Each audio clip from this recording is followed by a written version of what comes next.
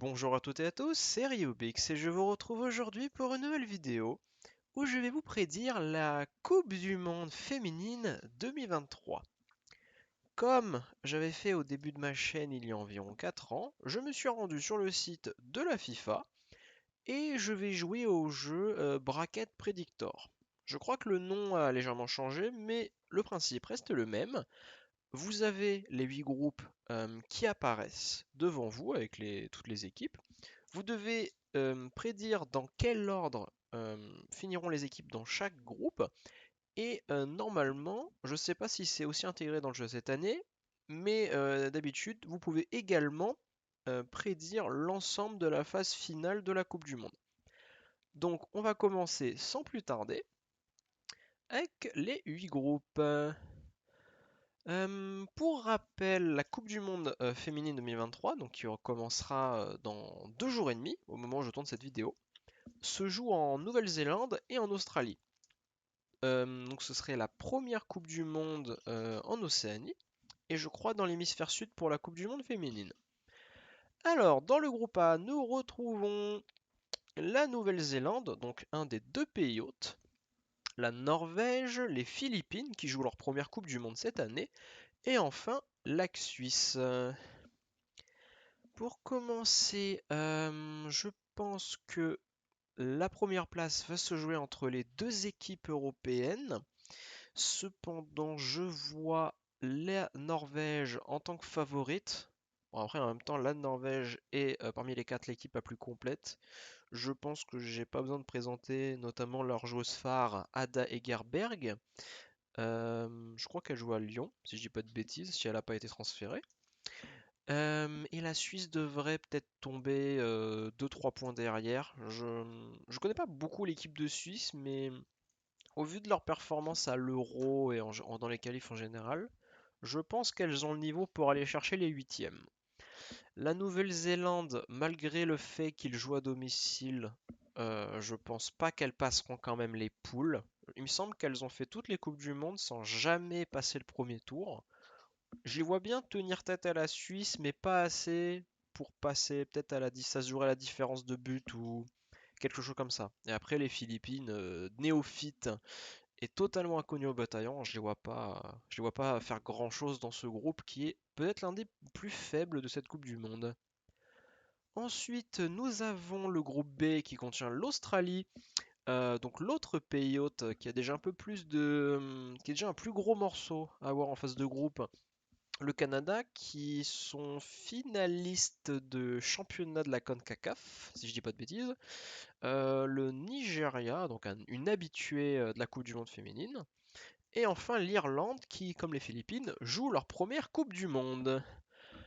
Contrairement à la Nouvelle-Zélande, je vois les Australiennes dominer le groupe B, car elles ont quand même une attaque de feu. Elles ont quand même Sam Kerr qui joue à Chelsea, Kia Simon à Tottenham ou Kaylin Ford à Arsenal.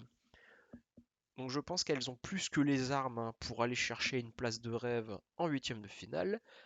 Derrière, je vois un Canada assez solide prendre la deuxième place de ce groupe. Voilà, Canada qui est également une grande équipe du soccer féminin. Je- Elles ont plus que le talent pour passer ce premier tour. La troisième place va se jouer entre le Nigeria et l'Irlande. Alors là où je dirais que le Nigeria a de l'expérience en Coupe du Monde, c'est pas non plus une grande équipe. Genre, il me semble qu'elles ont passé qu'une seule fois les poules et c'était il y a 4 ans, en 2019. Et encore, elles ont été repêchées. Par contre, l'Irlande, qui est une petite nation qui évolue, je les vois bien prendre la troisième place. Genre peut-être une victoire contre le Nigeria, mais sans pour autant tenir tête aux cadors australiens et canadiens. Dans le groupe C, nous avons le Costa Rica, le Japon qui a déjà remporté une Coupe du Monde en 2011, l'Espagne qui est une nation qui commence à émerger dans le soccer féminin, et enfin la Zambie, encore une fois une équipe qui débute et qui joue son premier mondial. L'Espagne qui a tendance à s'améliorer ces dernières années, je les vois bien prendre la tête du groupe après une longue dispute avec les Japonaises. bon, ça reste une grande nation, mais ces derniers temps, il y a eu un petit relâchement de la part du Soleil Levant, donc je les vois deuxième de leur groupe. La bataille entre le Costa Rica et la Zambie, ça va être assez disputé, mais j'ai un bon feeling avec les néophytes, donc je les vois bien prendre la troisième place devant les centro-américaines. Dans ce groupe D, qui est peut-être un des groupes les plus chauds de cette Coupe du Monde, enfin en tout cas des plus tendus pour passer le premier tour, je veux dire. Déjà, nous retrouvons la Chine, championne d'Asie. Donc, elles avaient remporté ça l'année dernière, je crois. Le Danemark est quand même une grande nation européenne du football féminin. L'Angleterre qui a remporté l'Euro l'été dernier. C'était leur premier ou deuxième titre, je crois. Et enfin, Haïti, qui encore une fois, dans chaque groupe il y a un néophyte, et bien ici c'est Haïti qui en plus sont une des trois équipes qui se sont qualifiées via les barrages intercontinentaux. Je vois bien l'Angleterre championne d'Europe prendre la première place du groupe sans trop de difficultés. Enfin, bon, oui, je pense qu'elles vont peut-être gagner les trois matchs, peut-être de un ou deux buts à chaque fois, gagner sans forcément dominer. Je verrais bien. Enfin, en fait, la Chine et le Danemark vont se battre pour la deuxième place, mais je pense qu'Haïti sera quatrième. Ça va être assez tendu. J'aurais bien, je vais mettre le Danemark et la Chine, mais ça va peut-être se jouer à la différence de but. Pour moi, franchement, les deux peuvent jouer des huitièmes de finale. Et comme j'ai dit, Haïti, je les vois pas faire grand-chose pour leur premier mondial, donc je les vois finir dernière.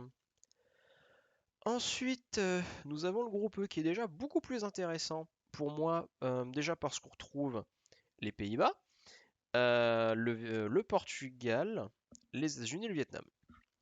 États-Unis, Pays-Bas, pour ceux qui s'en souviennent, c'était la finale en 2019, donc on va avoir un remake de cette finale dès la phase de groupe, donc on aura déjà une grosse affiche choc dans les premières journées de la Coupe du Monde.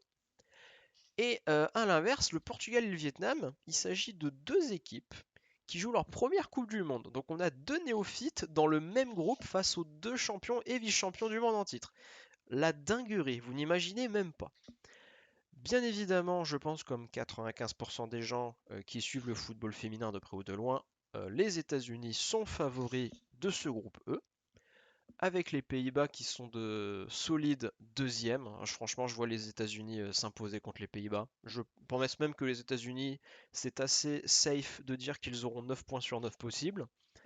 Par contre, là où ça va être tendu, c'est de savoir qui du Portugal ou du Vietnam va finir troisième. Il y a une partie de mon cœur qui me dirait de prendre le Portugal, mais j'ai bien envie de dire le Vietnam. J'ai envie une petite surprise. Mais Portugal-Vietnam, pour moi, ça va principalement jouer pour avoir une victoire en Coupe du Monde et ne pas finir dernier du groupe principalement.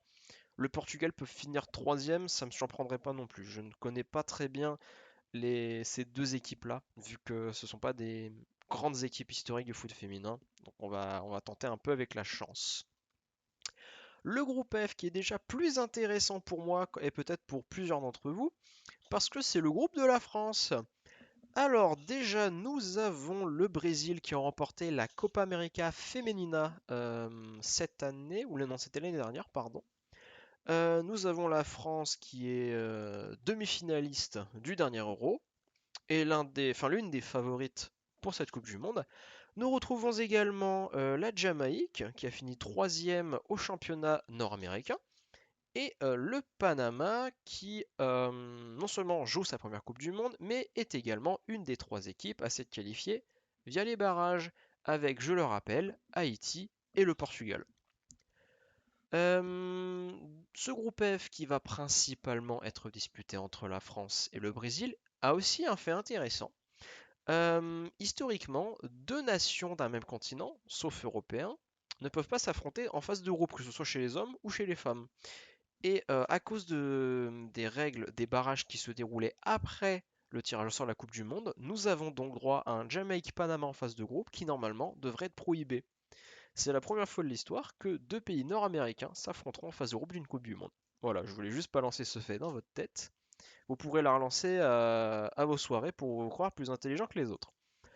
La France et le Brésil vont se disputer les deux premières places. Cependant, peut-être que c'est un peu chauvin de ma part, mais je vois la France s'imposer sur le Brésil. Alors peut-être pas lors du match entre les deux, mais en tout cas sur le classement final, ça c'est sûr.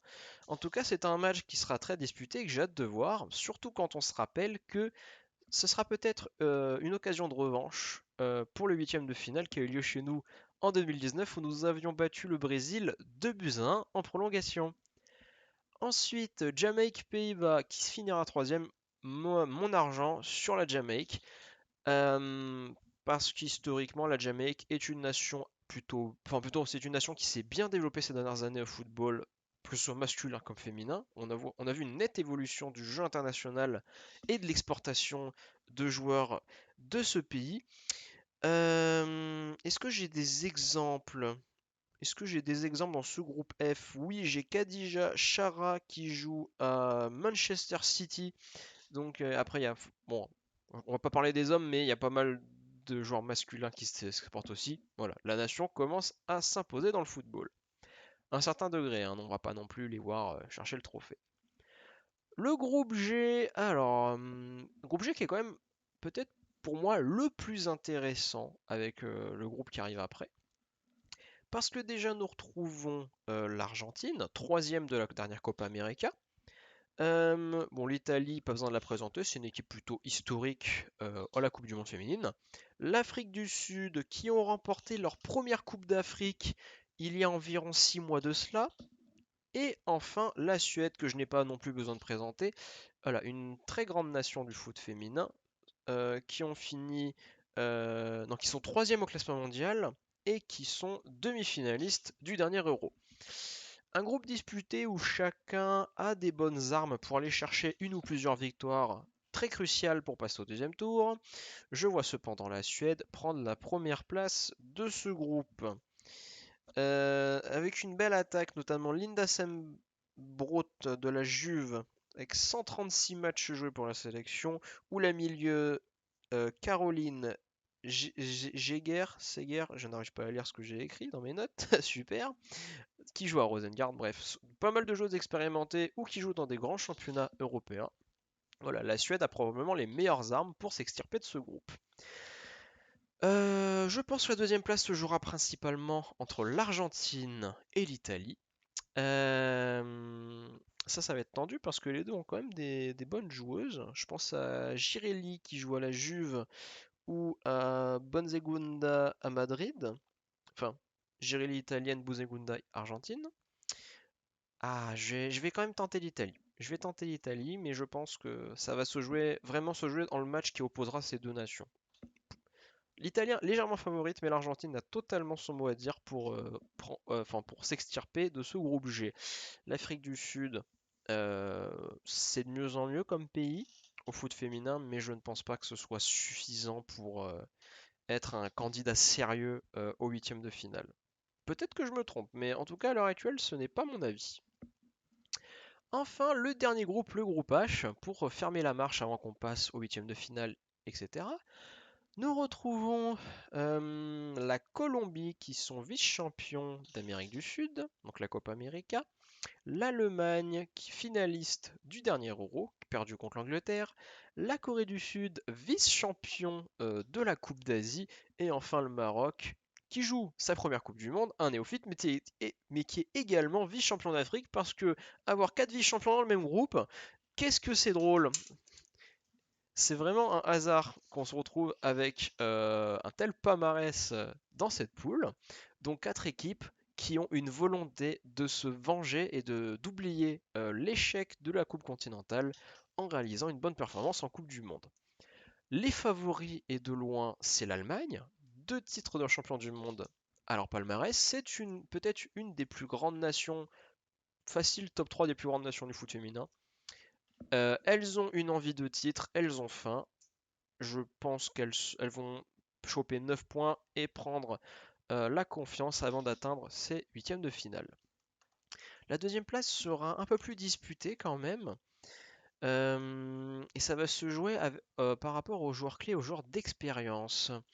Je pense à la Colombie qui a Lacey Santos à l'Atlético ou Daniela Caracas à la Real Sociedad.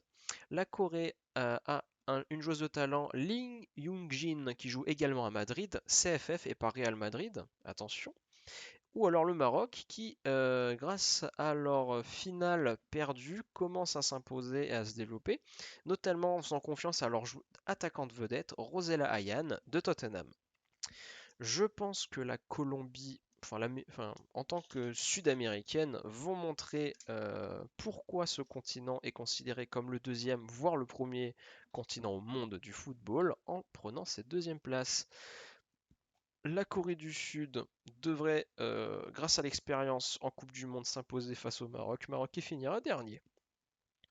Alors, mes groupes sont complétés, on va pouvoir passer au huitième de finale. Norvège-Japon, ce sera un match qui sera plutôt disputé, je pense. Je verrai peut-être les tirs au but. Voilà, je pense que la Norvège s'imposera au tir au but et retrouvera les quarts de finale.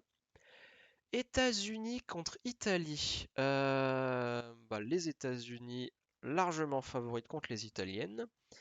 Espagne-Suisse. Ah, un huitième de finale un peu plus serré, je trouve. Mais non, l'Espagne est quand même la reste bien au-dessus, selon moi. Suède-Pays-Bas. Il me semble que c'était. Enfin, cette affiche a eu lieu il y a 4 ans. Il me semble que c'était en quart de finale ou en demi-finale quand c'était en France. Euh... Ah, c'est tendu. Ah, c'est tendu. Ah, je saurais pas dire là sur le coup. Une petite. Les deux pourraient passer. Je vais quand même mettre la Suède. Je sais pas, là ça va peut-être se jouer au tir au but pour ce match aussi. Peut-être un 1-1 ou quelque chose comme ça. Australie-Danemark. Bon, l'Australie à domicile. En plus, au Stadium Australia, 80 000 personnes derrière les Socceroos. Allez, même si c'est le Danemark, je pense que l'Australie, là, avec la ferveur, ça peut passer. France-Colombie. Les Sud-Américains en général, c'est des matchs pièges pour nous, comme les matchs africains. Mais on devrait, normalement, si on fait pas n'importe quoi, on devrait passer face à la Colombie. Et en plus, on trouvait le pays en quart de finale, c'est dire. Oh purée. Angleterre-Canada. Ah, un derby. Un derby du foot féminin. Ça va être très disputé. Je vois bien les championnes d'Europe passer. Et Allemagne-Brésil. Ah, ça va nous rappeler un certain match, ça. Mais bon, c'est le foot féminin, c'est pas vraiment la même histoire. Mais l'Allemagne devrait quand même s'imposer face aux Brésiliennes, peut-être 2-0 ou 3-1, quelque chose comme ça, je pense. Ok, donc pour l'instant, j'ai mis les 8 vainqueurs de groupe. Norvège-États-Unis, je vois la Norvège. Non, pardon. Les États-Unis, aller dans le dernier carré. Espagne-Suède, pour moi, la Suède devrait s'imposer contre les Espagnols, difficilement, mais devrait s'imposer. Australie-France, je pense que ça va être tendu. Je pense que ça va être tendu. Parce que d'un côté, on a une bonne équipe. On a une très bonne équipe. Mais de l'autre côté, l'Australie à domicile, j'ai presque envie de tenter une surprise. Aïe, aïe, aïe, aïe, aïe. J'espère ne pas être chauvin, mais je vais mettre la France. Là, j'ai l'impression que c'est plus du chauvinisme que de l'objectivité, mais on tente, on tente. Pour terminer, Angleterre-Allemagne. Ouh, ouh, ouh, ouh, ouh. Allez, je vois l'Angleterre. Ça va être serré, mais je vois bien l'Angleterre encore une fois s'imposer face aux Allemandes. Ok, on attend le dernier carré. Alors, États-Unis-Suède. Oh yo yo, ça va être beau. Oh, j'ai envie de tenter une surprise. Je vois bien la Suède retrouver la finale de la Coupe du Monde. Ah, j'ai bien envie de tenter ça, moi. Ensuite, France-Angleterre. Non, là, notre parcours doit s'arrêter. Déjà, demi-finale, ce serait bien. On a une bonne équipe, mais c'est pas encore le moment pour être champion du monde. Et après, on se retrouverait avec un Suède-Angleterre. Et bon, je dirais que l'Angleterre ferait le doublé Euro-Coupe du Monde. Qu'est-ce que ce serait beau. It's coming home. Surtout que les Anglaises n'ont jamais gagné la Coupe du Monde féminine. Ouais, les 4 seuls pays qui l'ont remporté, c'était la Norvège, le Japon, l'Allemagne et les États-Unis. Alors, c'est parti, enregistré. Et voilà, mon champion de la Coupe du Monde féminine, l'Angleterre. Et ben, c'est tout pour cette vidéo qui quand même a duré, là je regarde le chrono, presque 20 minutes. Si vous avez survécu jusque-là, je vous remercie. Voilà, ça fait un moment que j'avais pas fait d'idée, ça m'a fait plaisir d'en refaire une pour la Coupe du Monde féminine. Un peu au retour aux sources si vous préférez. Donc je vous souhaite un bon été à tous, parce qu'on est quand même, on est quand même en juillet. Profitez bien de vos vacances, de la Coupe du Monde féminine si vous allez regarder, et je vous dis à la prochaine!